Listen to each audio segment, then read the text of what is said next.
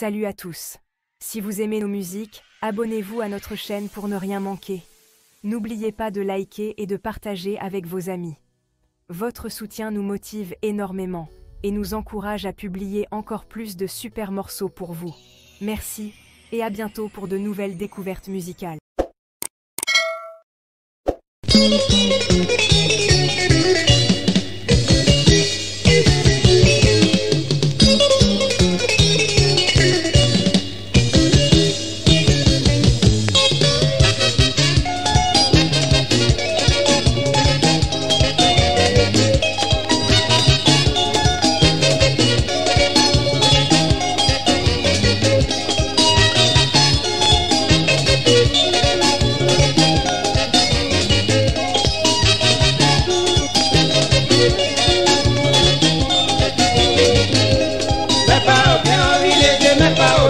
Aïe, ça c'est carrosé, mais t'as fait merci. Mais pas au bien, village, mais pas au bien. Aïe, ça c'est carrosé, mais t'as fait merci. Après, il va comme ça, mon oyako, maman pas son assis. Yo, boli, comme au chadon, noyako, ça dit que c'est bonnet, quand on y a c'est bonnet, comme au chadon, noyako, ça dit que c'est bonnet, quand on y a c'est bonnet.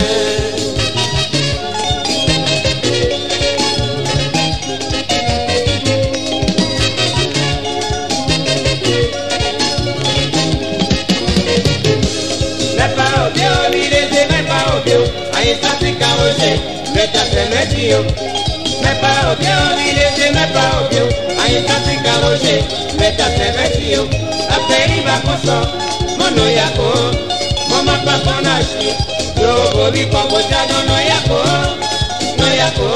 ça dit que c'est bonnet, quand on y a c'est bonnet, comme au chadon, noyako, ça dit que c'est bonnet, quand on y a c'est bonnet. Comme au chadon, noyako,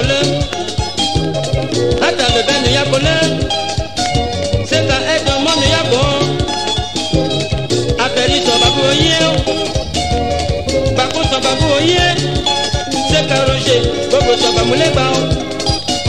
Ato bete lo ayobu wo, ekiche biane so ayobu wo. Uso mari wo bu oye, ama beli so wo bu oye oye. Chaque après matin ayobu wo. C'est carrosé, pour y bosser voyer, what un net. Mais pas au bien, village, mais pas au bien. Aïe, ça c'est carrosé, mais t'as fait merci. Mais pas au bien, village, mais pas au bien. Aïe, ça c'est carrosé, mais t'as fait merci. Après, il va pour ça, mon oyako, maman pas qu'on a chi. Yo, bobi, comme au chadon, noyako, ça dit que c'est bonnet, quand on y a c'est bonnet, comme au chadon, noyako, ça dit que c'est bonnet, quand on y a c'est bonnet.